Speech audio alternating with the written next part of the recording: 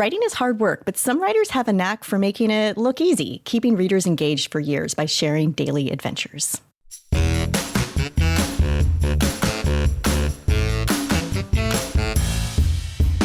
Welcome to Everything Cookbooks, the podcast for writers, readers, and cooks. I'm Kate Leahy, and I'm here with Kristin Donnelly.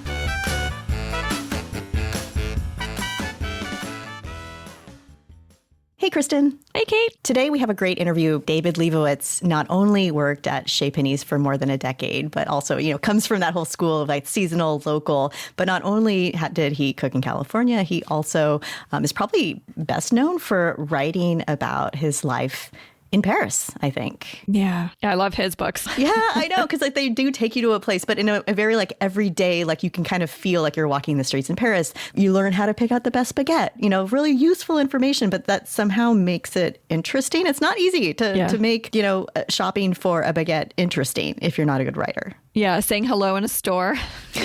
Right. You go to Paris, please say hello when you enter the store. Don't just like walk in like we do in America. Just say hello when you enter the door. So I will introduce him a little bit more and then we will bring him on. So sure. I don't even know if he needs an introduction, but just in case, David Lebovitz has been a professional cook and baker for most of his life. And he, I mentioned Chez Panisse. He also worked before Chez Panisse at Zuni Cafe. And then he was one of the first food bloggers that I ever remember reading. He started blogging about food in 1999, and then he picked up and moved to Paris in 2004, and he's created this whole life there. And in between this restaurant work and moving to Paris, he has written something like 9 books, and some of them are more about memoir, and some of them are more cookbooks. And we're going to talk about all that coming up. I can't wait to hear, because he's such a prolific writer, more about his writing process. Yeah, me too. So with no further ado, let's bring him on. Hi, David. Thanks for joining us today. Hi, Kate. It's great to chat with you and Kristin as well. Yeah, we can't wait to get into all the things that you're doing in Paris, writing in Paris, podcasting in Paris. But first, I know a lot of our listeners know a bit about your story, but I thought we'd just go back a little bit. Food was always something that you were really interested in, but when did you link food with writing? Well, I was working at Chez Panisse. I had worked in the pastry department there for 13 years, and I was getting older. And this is 20-something years ago. And I didn't quite know what to do, but Lindsay Shear, who was the executive pastry chef and owner of Chez Panisse, had written a dessert cookbook about maybe 10 years before. And we had so many desserts that we had done since she had published that book. I proposed to Alice Waters. I said, I'd love to write the next Chez Panisse dessert book. And she looked at me and said, you should write your own book. I said, okay, not to gossip, but I was always a little different than Chez Panisse. Like, I love chocolate.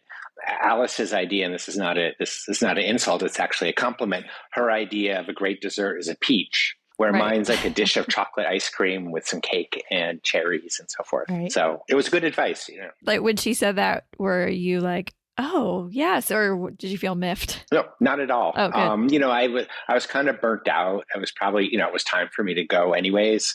I give people advice now. People always ask me, what should I do? What should I do? And now I preface it. I say, I'm only going to give you advice if you take it. Because it's actually a lot of work to give people advice, and I like doing it, and it's fun, and it helps people. On the other hand, when people don't take it, when I had my blog, people would say, how can I do this?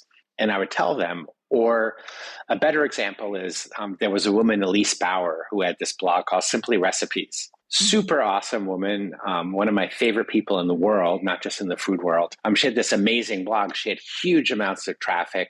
Her blog was amazing, and she'd give people advice, and they were like, well, I don't know. I'm like, Mario Andretti just, he's giving you a driving lesson, like, take it, Right. I would see people not take her advice, and kind of made me sad because it was very generous of her, and she was like, fine. What's the advice people wouldn't take sometimes?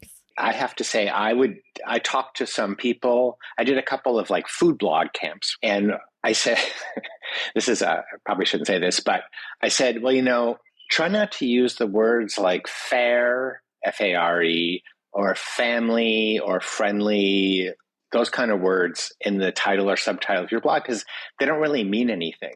Because when I started cooking, everyone was like, stop saying seasonal because everyone says seasonal. It doesn't mean anything. When I started food writing, rather, it was 4 years ago, and people are still using it, and I don't mind the words. But a woman said to me, she stood up, she goes, well, that's actually all those words are in my title of my blog. And I was like, oh, sorry. But she was actually a very interesting person. I said, well, you actually deserve to be noticed. And I want people to see you, not this sort of these keywords that everybody else is using. So she ended up changing the name of her website. Wow. I'm curious to know how much you liked writing, because I think for me, I really liked cooking and the writing part was just sort of like a means to an end. But now I'm sort of swapped, and I think I'm more interested in the writing process than I was before.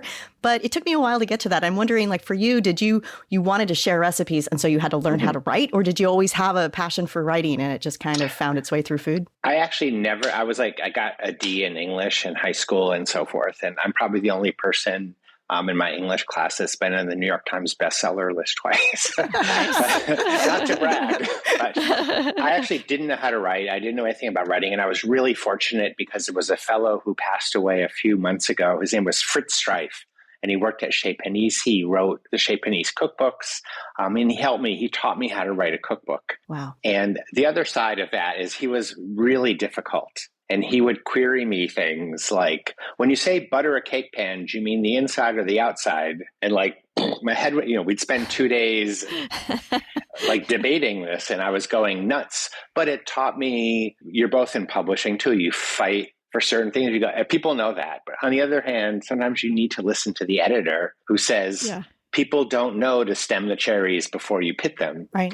So we always have to balance that thing. So I didn't know that I was a writer. I didn't consider myself a writer. And then I wrote my first memoir because cookbook writing is writing. And he helped me with my first 2 books. So they were me, but he was there with me writing. And then I was on my own with every other book, The Great Book of Chocolate, The Perfect Scoop. And then I wrote a memoir, which is a story. And, I had been blogging for a couple of years and I had, probably 3 or 4 readers a day. But I learned how to just through osmosis, how to build a story. Yeah. The great thing about blogging was there were no barriers. There still aren't. Anybody can write, for better or worse.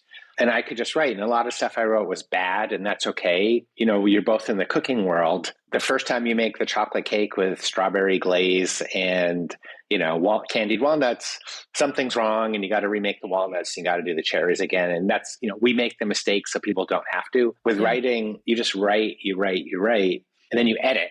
I also learned editing is 90%. Everybody hates being edited, especially copy edits, but it makes you better.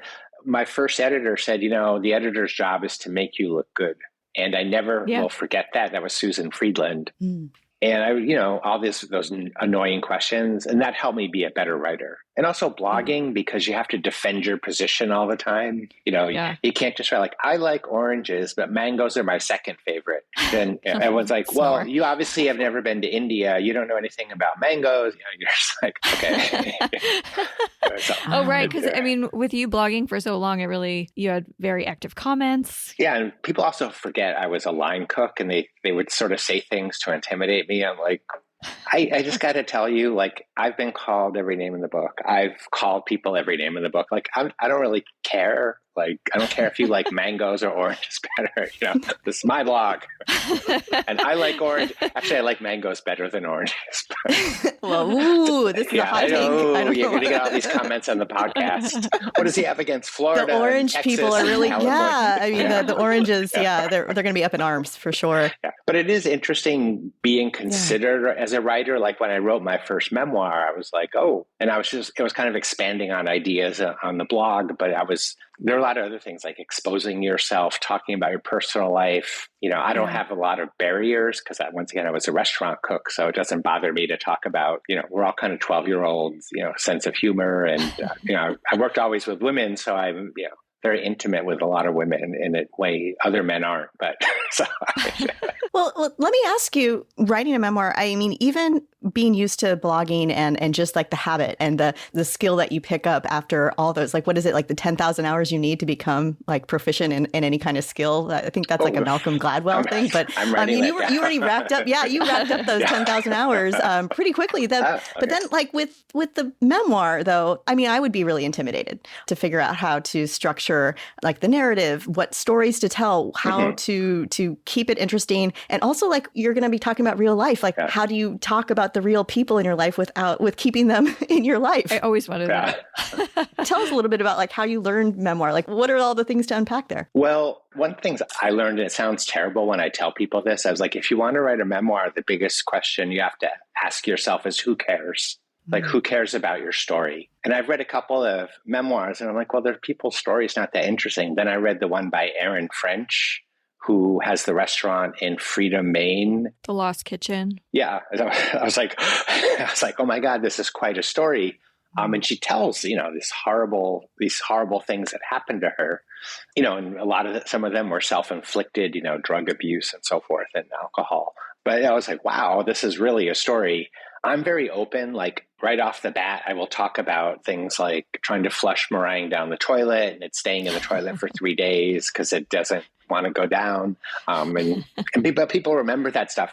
And I think honesty is always the best policy. You don't want to be mean. Like I live in France. I've lived in France for 21 years, but I was young when I wrote The Sweet Life in Paris.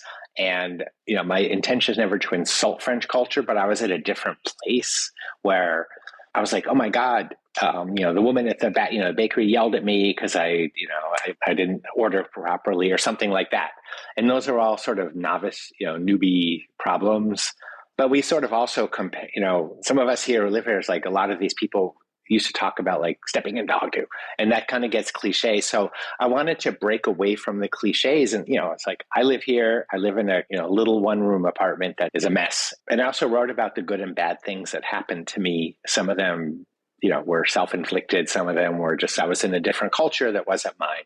That was a very interesting book to write. I had a very difficult time with the editor on it. On the plus side, they were actually a really good editor in terms of cutting things out. They said to me, you need to bring in Roman earlier. And Roman is my partner. We're a gay couple. And I was like, I didn't really feel like I wanted to expose him just in general, but he was a character in my life. And when I did bring him in more, it actually was more interesting because he's a really interesting character and he's French. And anything I believe it when people say that's anti-French, I'm like, well, actually, that's because Roman told me, not me. So that was helpful. That book had recipes in it. And how was it for him? He has no idea because he doesn't speak English. But what was funny was I found the manuscript on my computer. And now with like Microsoft, you can just translate into French. And he read the chapter about our cleaning woman. And he had tears coming down his face, like laughing. He's like, you captured this so well. He's like, how'd you do that? Yeah. You are so funny. I was wondering if humor for you it just comes naturally, or is it like intentionally added, or? I think I'm just really observant. And one of the, we're all in the cooking world. And I think we're just extra sensitive people. We're sensitive to smells, tastes, things we hear, experiences. And we're also inspired by, like, you might be writing a book on raisins and, you go to some bar and there's a cocktail with dried raisins in a bottle. And it's, going out and just being part of the world inspires what we do. And, people used to tell me, like, how do you come up with these stories? I'm like, everything is a story. Just like me literally turning on my TV here in Paris. It's so complicated to get it's like, and then, there's a story about how I bought the TV, how buying things in France is different than America and so forth. Yes. My head sometimes explodes with stories. I was just thinking with on your Substack, and we'll talk about your Substack later, but you're making this like mocha master coffee. It's like a cliffhanger, and I can't wait to see like what happens. And I'm just like, how is he making a coffee maker seem like this? Like it's like this, there's drama and there's intrigue. I mean, so that's like there's a craft there. Well, that story, it's funny because I was staying. I traveled to California, and of course in San Francisco, everybody, if something's expensive, And there's a waiting list for it. They want it. So I'd arrive and I'd be jet lagged and getting up at 2 a.m. trying to figure out how to use this Mocha Master. Everybody has this Mocha Master. I was like, I got to write a story about this. And I actually did tell my cousin's wife, I said, this is not an insult about very nice of you to let me stay here. I did say, I'm writing a story about your coffee maker. Is it okay?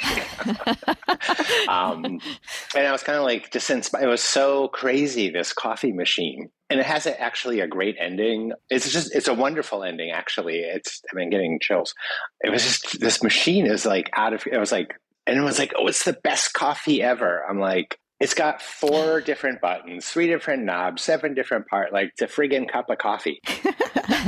So I wrote about it. And then the company actually, and this is also a thing that makes you a better writer. I didn't want to insult the machine. It's like, I didn't want to insult an inanimate object, but it's a company. There's people behind the company.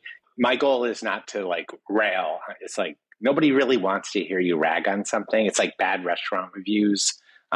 People work hard. Anyway, the company actually reached out to me and they were like, we want to send you a machine. The woman was really nice. We want to send you a machine so you can learn how to use it. And it became really convoluted. They said, okay, we're going to send you to the French people. And and of course the French people were like, non, c'est pas possible. We don't know, they were sending me an order form. And, I'm not an influencer that's like out there to get freebies. But that became another story. It tells you about the difference in France. In America, it would have arrived by FedEx the next morning. They would have had somebody come over and make coffee with me. France, they're like, oh, no. So now the woman and I are really we're really good friends. That's so funny. I have a book coming out this fall, and the photographer happens to live in Paris, and we were trying to send him a copy. Who is it? It's Valentin Hennequin, and he's more on the fashion photography side, but he did this Italian wine book with me and Shelley Lindgren, and we've been trying to send him a copy in Paris, and it's FedEx, volleying back and forth. He wasn't there. It's like, when I read your work, I completely, I get it. It's just like, this is the truth.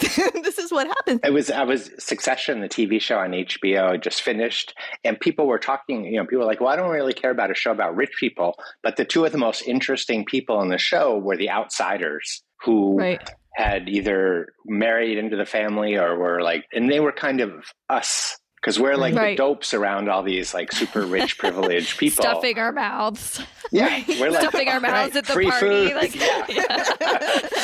Right. Have you ever thought of what would have happened if you had stayed in San Francisco or California and what that would have done to your writing? Like, was Paris like a really important thing? Do you think you would have written memoirs if you hadn't moved to Paris? Or I just have to say, you have really good questions. Thank you. I'm like, wow, I'm going to give you my podcast. I do think about that because I had a life there. One of the reasons I left San Francisco was because I didn't really have anything to do. And there's a few other reasons, but I don't know. I do think about that because I'd like, well, I'd certainly have a lot less paperwork. Yeah. I also think about if the situation were reversed and like I had met this French guy in America and he had to go through what I go through here, like I would have said, I didn't sign up for this. Like, it was really nice meeting you, Pierre. Oh, wow. And he's like with me every step of the way. I was like, I can't break up with you. You're like awesome. So, yeah. Well, and that really is apparent in Le Part, and I'm probably pronouncing it incredibly incorrectly. Never title a book people can't pronounce. That's rule number 1. But I'm reading this book, and he's such an important part of the story. Yeah. But it's also kind of a devastating book. Like, you really put yourself out there. But it's also, it has this great ending. But I wanted to know, like, you're writing that book, or you're living that story. You're also writing a cookbook. Can you tell us a little bit about that whole situation? Because I'm just thinking, like, how are you testing recipes and writing them? And then you're also like living through this like hellish remodel. Yeah, this construction zone. And anyone who hasn't read it should definitely pick up a copy. When I die, my gravestone's going to say, like, he did it in spite of it all. I was writing My Paris Kitchen, and we decided to buy an apartment and have it renovated. And I said, when can I move in? It was a gut renovation and so forth. And I was working on a book, and I was like, well, I'll work in the book till my old apartment till it's done, till I can move, and I'll move all my stuff. I had no idea I was ever going to write a book about renovating my apartment. In fact, my friend Heather said to me when I bought it, she goes, whatever you do, don't be an American who writes a book about renovating in France. So I dedicated the book to her. I'm like, sorry. So anyhow, the book, I was, doing recipes, and I work, you don't need to, like my friend Flo Breaker, who was a baker, and she had this huge dream kitchen, which is great. But I wrote books in a little tiny kitchen that was Paris sized, and it really teaches you how people bake. I didn't have a KitchenAid mixer at the time and so forth. So I was doing things by hand. But then I lost the book in the renovation. I wasn't really online, or I was before, that era where you sort of backed things up. You had Dropbox or whatever. But I also lost The Sweet Life in Paris when I started writing it. I used Norton Disc Doctor, who is not a sponsor of your podcast, so I can give them a shout out. And it deleted my hard drive. I started the book all over again. And as people in the food writing world, sometimes you freak out about losing stuff. And that happened to me with blog posts and all this. But then you sort of rewrite it again, and it's better. Wow. You're both looking at me like, no, really? I'm like horrified, but I also, I'm just horrified by the idea. But I can see how it would be better because maybe you've processed an extra level or something. But even if you lose your work through, glitches and just remodels and whatnot, how do you keep track of stories? So when you're writing this memoir about renovating an apartment, that's a long period of time because you tell these stories very clearly. You feel like you're actually in the rubble of this apartment that's going through this hellish remodel. How did you do it? Writing La Part was the hardest book I ever wrote because I was recalling something that was pretty bad that happened to me. But I was walking down the street. I was in New York City or somewhere. And all of a sudden it struck me, this is like 7 years after it happened or 5 years or whatever. I was like, oh, okay, I can tell that story and make it funny. And I don't know why. But I worked really hard on that book, getting the tone, because I didn't want it to be a downer, even though people said, oh my God, I was freaking out for you. I couldn't breathe and so forth. And the book has been optioned for a TV series. And one of the people working on it had mental problems working on it, I should say. So the story had a pretty powerful effect on people. The book is about me, and it's about my stupidity and my not being ready to take on that kind of project. It's not about France. I wanted to make sure it wasn't about France. And even a couple of times on like my book tour, a couple people said, well, obviously you don't like France. And this Frenchwoman wrote me this really long message. And I was like, excuse me, but everyone in France has a bad experience renovating. It's a very common thing. It's common everywhere, but in France, it's a common thing. My situation. But I didn't want to make the book a bummer. And also it's sort of, before we went on the air, you sent me a few things we're going to talk about. One of them was about recipes and including recipes in the book. And I didn't really want to include recipes because I was like, it doesn't really go with the story. But then I realized it lightens the story. I hope it lightens the story. Because each recipe has a head note, has a little story. So it's almost like an interlude in between these chapters. Yeah. And the first chapter of the book, I talk about having to have a medical test to get my bank loan. That was such a good opening chapter. And I would imagine, once again, a lot of people probably open the book at the bookstore, look at it, go, oh, I'm not reading this book. But it happened. It was the truth. I wasn't going to hide it. But I always think also you should start with something that's like a little startling. It's like, oh. Totally. Oh. Yeah. But then once again, my mind as a writer works like it was about me having to have a test where they needed a sample of my urine. So I found a way to link that to a recipe. They call it pissenlit, is the French word for dandelion greens, because they make you piss in the bed. Pissenlit. And then, once again, that tells you a lot about France. They're not opposed to bodily functions. It's funny to, like salami is called rosette because the end of it looks like a pig butt, which is they call it as a rosette. I'm like, you teeth end, you take the end, I'll take the middle piece. So that's how my mind kind of works, fortunately. But you wrote that, you said 5 years after the experience? I think or it roughly? was, it might have been 3. It takes a year and a half to write a book. Yeah. To be honest, I had to write a lot of that book outside. I had to leave France to write it. I wanted to be somewhere where I could think about it and reflect on what happened to me. Yeah, I was in New York and I got up at like 6 a.m. and I'd work till 6:38 p.m. And I'd call my friend Brad Parsons. I would text him and go, I need cocktails now. I like that kind of like self-imposed writer's retreat. I would sign up for that, right from 6 a.m., 6 p.m. and then have really good cocktail afterwards. Well, everybody has their own way of writing. Some people like to do it with other people. People go on retreats. They have a coach. I thought about hiring a memoir coach once, but I didn't. How is the book pitched? Because you can't go to, say, 10 Speed Press and say, I want to publish another book with you. I mean, maybe you could, but I don't think they do memoirs. So how did that happen? We need to do part 2.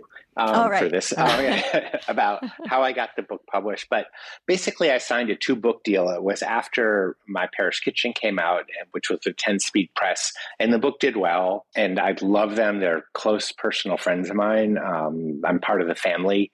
And they do a really good job.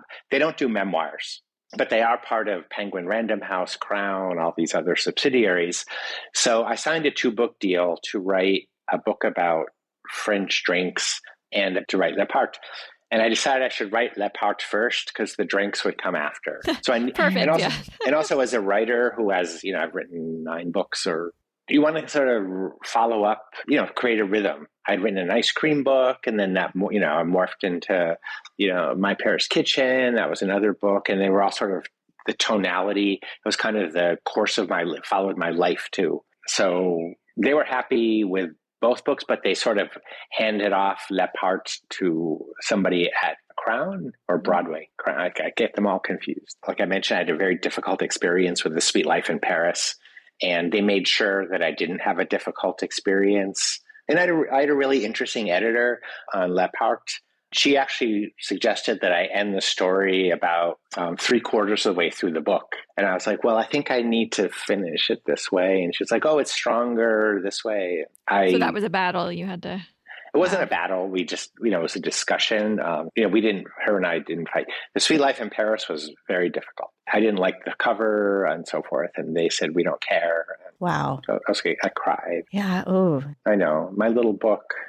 How did writing Le Part affect how you wrote Drinking French? Did it affect your writing, do you think, or I needed not? to drink a lot. No, well, what happened, I write about France and different aspects of French culture. I'm not a stay-in-your-lane writer per se. Like I wrote about ice cream, but then I wrote savory food and My Paris Kitchen and desserts because I'm a complete person. I am not just a sweet machine. So... there was something very interesting to say about French culture and Le Part and about my life. But there was also a part of my life that I live in France. I live in this place where drinks are really important and no one ever talks about them. There are books about wine. There are books about cognac. There are books about whatever. But there wasn't really a book that talked about the world of French drinks. Like, what does a cafe mean to French people? Like when we had the pandemic lockdown, all people wanted to do was go to a cafe and drink with their friends, and not alcohol necessarily, but coffee. And it said how important, on TV, everyone was like, I miss my friends. I must go to a cafe. And French friends, when I told them what I was writing about, they're like, why? And I would tell them, and they're like, oh, okay, oui, je comprends très bien. Because there's a drink for everything. You have coffee in the morning. People have pastis in the summer in Provence. They have cognac in the region. Then there's Pinot de Charente, which is part of the cognac region. It's an aperitif. And there's all these things that a lot of people don't know about. Mm-hmm. And I always say you write a book because you have something to say. And I also think in the age of the internet, we're looking more and more at single subject books. I like books that have a focus. And no one needs another recipe for chocolate, flourless chocolate, individual ones. They're out there and we all love the cake. But that recipe you can find online. I think books tell a story nowadays. And like you did that, Kate, with La Bouvette. You told the story of this wine bar in Paris, and you did it really well. Oh, well, I thought it was so great that Drinking French has that little tribute to La Bouvette. You have a picture of you and Camille standing there, and I think it was the burrata that she dusts with the mandarin peel dust. So it's like this little collection of stories, and I think having it come out in 2020 was probably this perfect sort of getaway for people. I mean, the book comes out in 2020, and if you had known, it would be like, I don't want my book to come out during a pandemic, but it comes out during a pandemic. And I'm sure it sold really well because that's what people wanted, right? This little vacation that they take through a book. Well, my book tour began the day after we locked down in France. They shut the borders. And everybody was mad at me in America because they were like, you said you were coming and we have people coming. I'm like, the border's closed. Global. Like, Wow. I cannot, I can't helicopter out of here. I'm sorry. And then, of course, America followed suit. But it was interesting because when the book came out, it came out right at the start of the pandemic. So I didn't have a book tour. Book tours, I don't think sell a lot of books, but they give you a chance to talk about your book, which is, I always tell people who write books, like, even if like no one buys your book, it gives you a chance to talk about it on Instagram. But somebody at Instagram had reached out to me maybe it was a little before the pandemic. And she was like, have you ever thought about doing videos? It's like, absolutely not. Like, I'm horrible on screen. I'm terrible at videos. I'm an idiot. And she goes, well, I can help you. And she goes, everyone at the office loves you. I was like, everyone on Instagram loves me. Like, she's like, yeah, everyone watches you and they think you're fun or follows you and you're fun. I'm like, okay, can I get more readers? Can I get higher up in the algorithm? So I said, okay, well, maybe I'll try this Instagram Live. And I had 300 bottles of liquor because I just finished writing this book. You have to buy a bottle of liquor just to make one drink. It's like, nope, amaretto doesn't work. Let's try eau de noyeau. So I was like, okay, let's make a drink from my book. And then I started doing it every day because I had nothing to do. I loved the lockdown. I'm like, this is the best time. I'm living my best life. I'm staying home. So I did a daily happy hour, unfortunately it was like 6 p.m. here. It was like 9 a.m. in America. And it turned into something where a lot of people started tuning in. But then I had to do the recipe. People wanted the recipes for this. I had to do a blog post about it. I had to announce it on Instagram. Today's drink is this. And people were like, what, can you give us the recipe in advance so we can make it with you?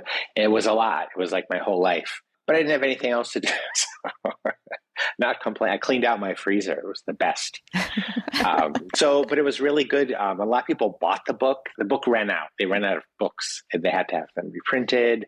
People were having trouble getting the liquor because I talk about like chartreuse or Dordogne vermouth or, Dubonnet or something. And they're like, where do I get it? But that was when mail order was starting to be like a big thing. Right. And I'm not tooting my own horn, but a lot of people came up they still come to me like, we didn't make any of the drinks, but just seeing you every day made the whole thing like tolerable. Oh, I'm like, wow, that's wonderful. Yeah, it was really nice. And I tell people when you write a book or when you write a recipe, you're giving people something. When you want to be a writer, writers give.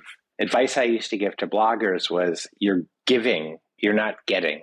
Don't think about getting, give writing, give people something interesting to read, give them a recipe, give them a tip about going to Paris. Be useful to people. Don't waste their time, and especially bakers, we're giving people now, I don't know any bad well, there's probably a few, but bakers are generally really nice people. Like if you work in a restaurant, like everyone's nice to the pastry department because that's where the good stuff sweets, is. Right? Yeah, they want their birthday cake on their birthday. So be nice to us.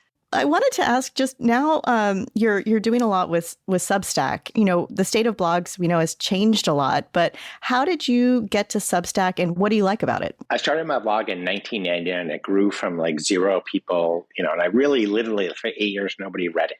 People always say now, like, how do I do a blog? How do I write a newsletter? Have people read it? I'm like, do it for 8 years and then someone will read it. But sorry, but it's true. It's very, it's like writing books. When I wrote my first book, my agent said, you know what?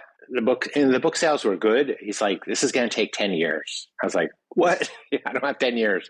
But it does take a while. There's very few overnight successes. But I'd been blogging for a long time and the world of blogs had changed. And I condensed this to it used to be a lot of fun people. Well, it used to be a few fun people, literally 5 people.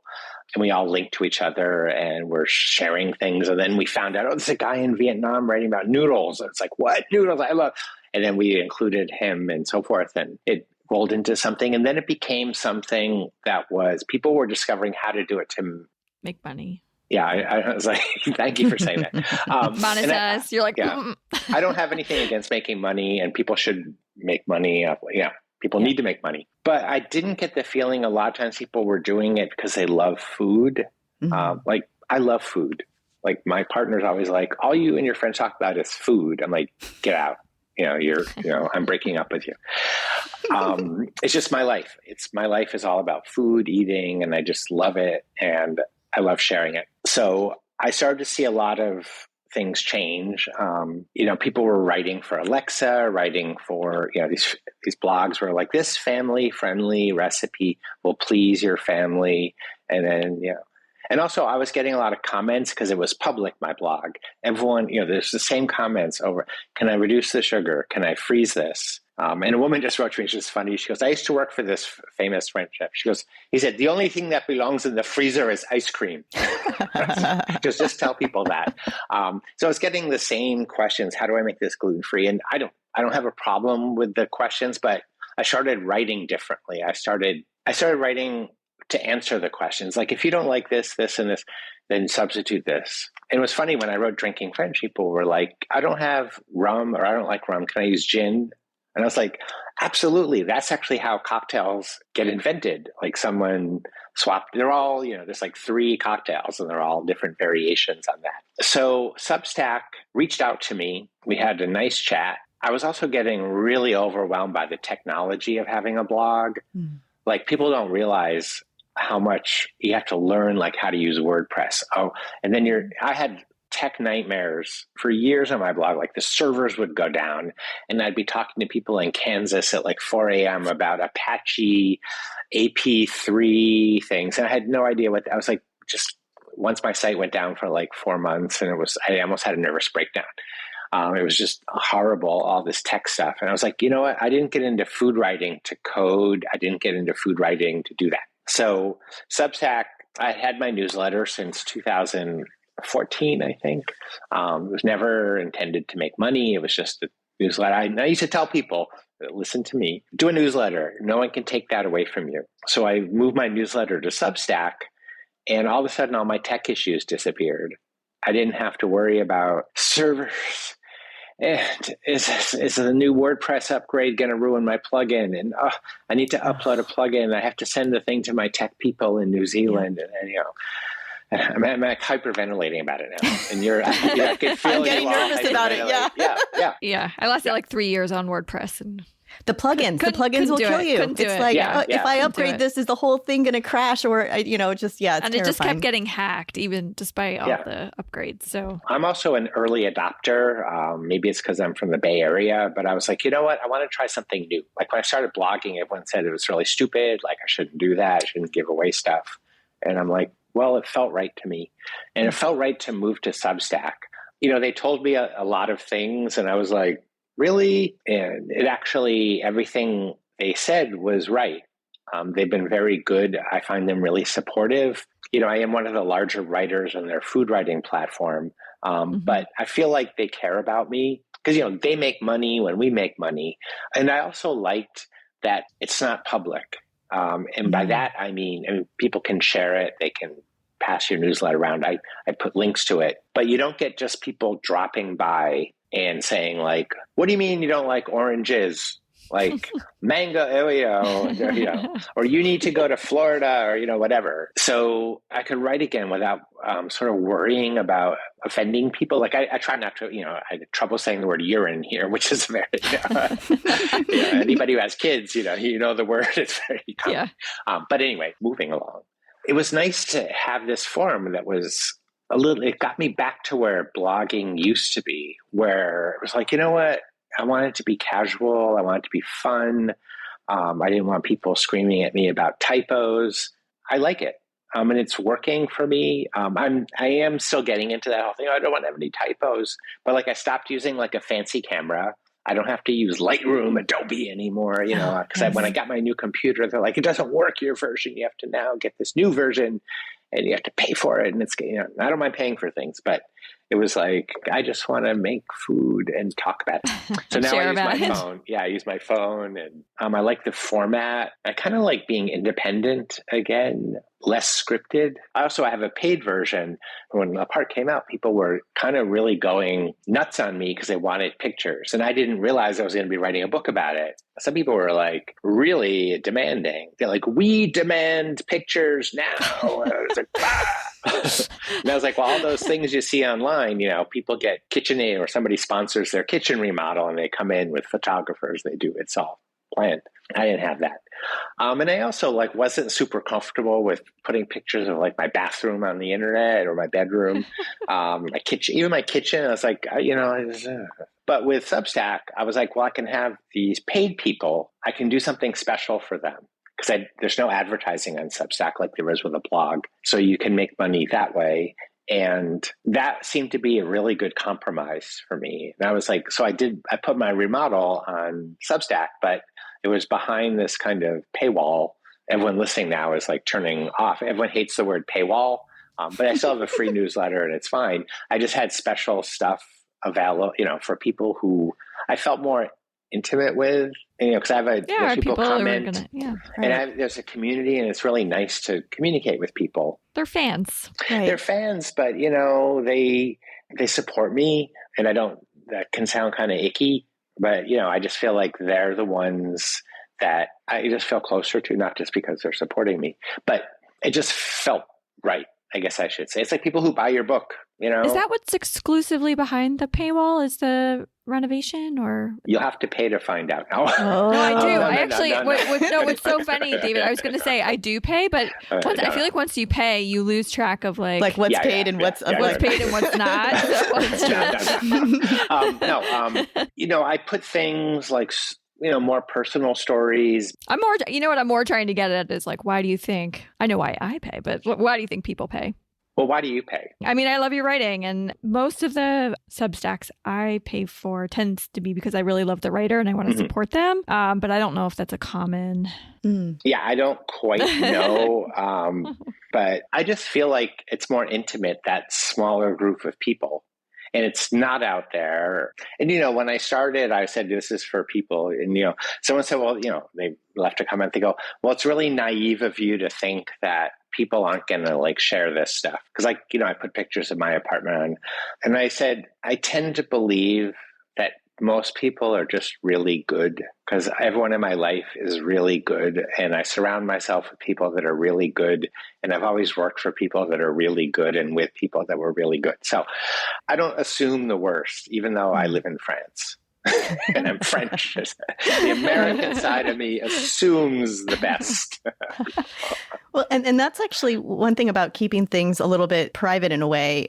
Does that affect recipe writing too? Because I think one of the you were saying with blogs, and I've heard this from other recipe writers, it's you can't please all the people, but there's so many demands. You can't make, David, I think you did this write-up about La Bouvette, and you had the whole terrine from Camille, and people were asking, if I don't have pork fat, can I use butternut squash? And it was kind of well, no. It was just weird. And I'm thinking that's, so if you have recipes, does it change the way you can just write the recipe how you want to, and you don't have to have all these substitutions and all those kinds of... You know what's super crazy? When I started my blog in 1999, it was because my first book, Room for Dessert, came out. And I said to people, well, I want to have a place where people have a question about the recipe or problem, they can reach out to me.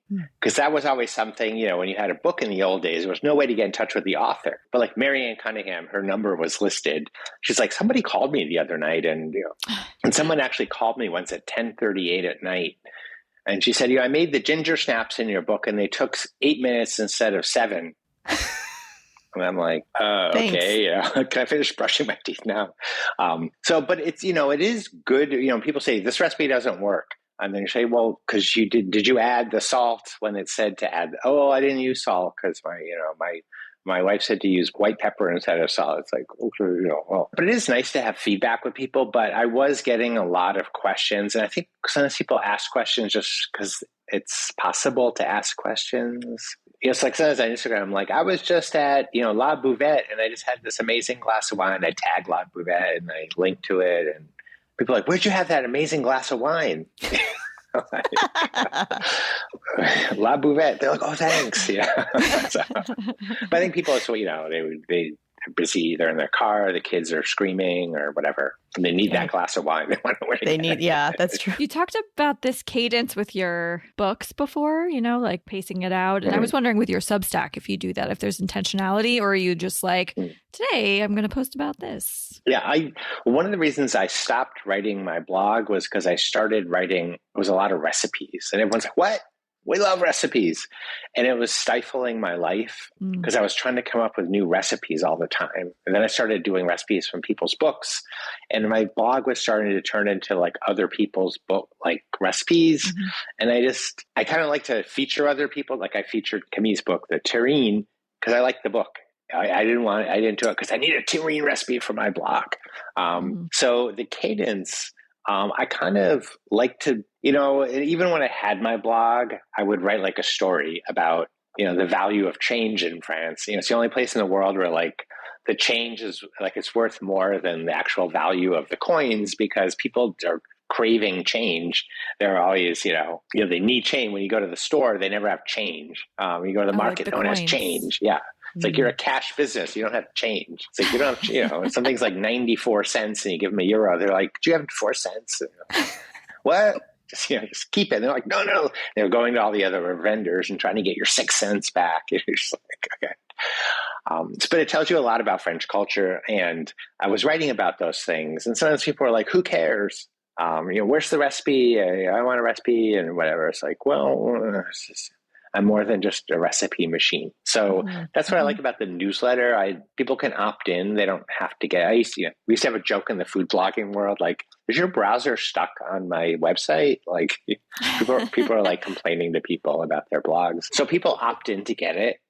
They choose to get it. If they don't want to get it, they can not get it. And it's fine. I don't check who gets it, who doesn't get it. It's not why I write. Well, do you have another book in the works, or are you putting it all in Substack and your podcast that you have going? What do you think? Well, I have 2 ideas. The problem is in France, the whole French system is designed for you to retire. So I'm like, wait, what's the point of living here? Because somebody wrote recently, like, France must be, you must love being in France because you get a whole month off in August. I'm like, well, if you work for yourself, you don't. If you work for a company, you do. You get 10 weeks off, whatever. So I'm like, well, maybe I should retire because all my friends travel. They're like, we went to China. It was amazing. And we're going to Indonesia next week. And then we're going to go to Egypt and we're going to go to the beach for the summer. And I'm like, I have to stay home and write my cookbook. I've got copy edit. And I remember once I went to Sicily and I got my copy edits and I spent the whole time in a room. Oh, and you're both, I can feel you're both making faces, but that's the moment. They're like, we need this back by Monday. I know. Yeah. They never give you enough time. Yeah. I was like, copy edited. Well, now when I do a book, I'm like, send me the schedule now. Actually, that was Kate's big tip way back. Get the schedule so then you can push back early on. Yeah. Sometimes they don't send it to you, though. That's true. Or they'll be Sometimes like, I'll send it later. Oh, here it is. Well, I've been really fortunate. I have really good editors. They've always sent them. But I'm also on time usually, so it's not a problem. But I have 2 ideas. Like, well, one is that if this TV idea, when the rights were getting purchased, my book agent said, she lives in LA. She goes, just to let you know, it's not like a book. Like TV takes forever. And I'm learning that, like, I will probably be dead and there'll be like David in Paris, the sequel to Emily in Paris, I would watch that. Yeah. I can't wear those kind of clothes, but so I sort of thought, well, maybe I should write about another memoir. Then I thought, I really would like to write a book about chartreuse, the liquor, and not about the liquor, like chapter 1, how it's made, chapter 2, why you drink it, chapter 3, recipes. Because the chartreuse is 1,000 years old. And it tells the story of France because the year 1002 or something, these monks met. They wanted to get away from the modern world. And it tells you like the French government tried to get the recipe from them when they were nationalizing all the businesses and they kicked them out during the French Revolution. And the neighbors hated them. And that tells you something about French jealousy, and they burned them down. And taxes, they weren't paying enough taxes on using the wood to fire up the distillery. And then there's like the world, the number 1 bar for chartreuse is in Baltimore. the idle hour. It's like, yeah. So there's all these stories about this kind of strange liqueur that's having a renaissance. Yeah, that's But really I cool. kind of wonder if anybody would buy it because it's such a niche thing. If it was written in a way that had that memoir quality of exploration and that you're going to these places to learn, and then you also throw it back and tie it into a larger French history picture, I could see it. Yeah. I could see it working. I think it would be pretty, you'd have to have that narrative, right? That nonfiction sort of narrative flow, whether that's a memoir style or, you know, it would depend on the writing, I think. You know, the other thing is, like, I've lived in France a long time, you know, I'm French now, and there's less to sort of make fun of in a way or to find amusing. Mm-hmm. I think I found humor because I was so green. And now, like, in daily life, you know, daily life is different for me now. Like, I had this run-in with this woman on my bicycle the other day, and she would not move. She was going the wrong way in this narrow bike lane, and I just stopped. And she goes, well, I'm going over there. And I'm like, that affects me how? You know? But she was like insistent that she was right because she was going there. So I was like furious all day. And then the next 2 days, I had like 2 amazing encounters with like salespeople who I knew, like the vegetable produce place I go to. He goes, you know, every time you come in here, it's great. I love seeing you. I was like, really? Me? Yeah. Wow. That's cool. Sweet. But it's not really enough for a story. The bicycle story is a story.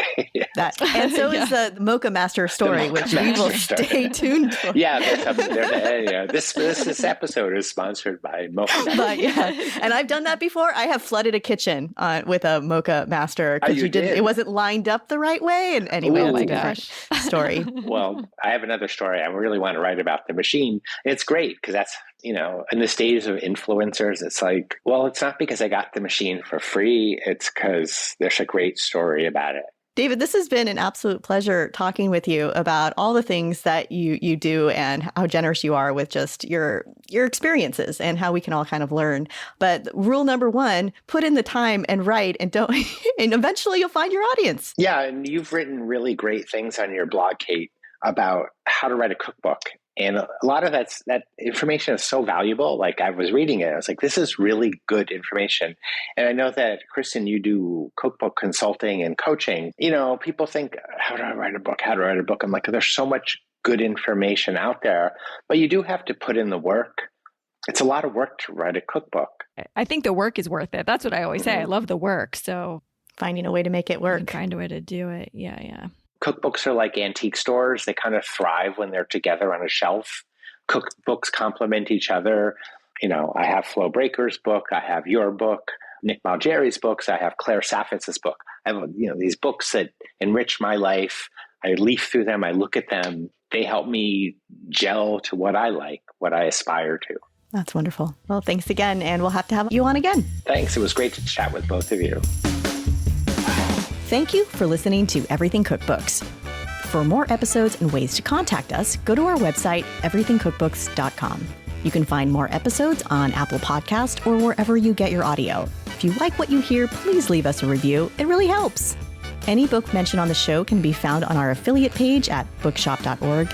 Thanks, as always, to our editor, Abby Serquitella. Until next time, keep on writing, reading, and cooking.